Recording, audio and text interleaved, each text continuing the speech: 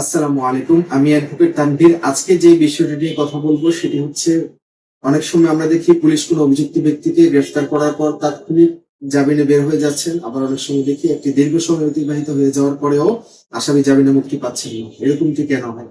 এরকমটি হয় মূলত পুলিশ যে আসামিকে গ্রেফতার করছেন তাকে কোন ধারায় গ্রেফতার করছেন সেই ধারাগুলো জামিনযোগ্য ধারা যদি হয়ে থাকে সেক্ষেত্রে বিজ্ঞ আদালত সাধারণত তাৎক্ষণিক জামিন মঞ্জুর করে থাকেন।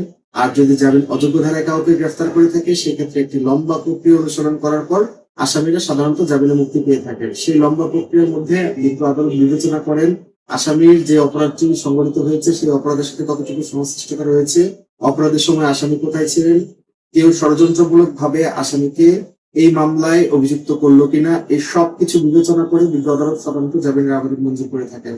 আবার অনেক সময় বিজ্ঞ আদালত আসামির অসুস্থতা, আসামি পুরুষ নাকি মহিলা বা আসামির বয়স, এই সবকিছু বিবেচনায়ও সাধারণত আসামির জামিনের আবেদন মঞ্জুর করে থাকেন।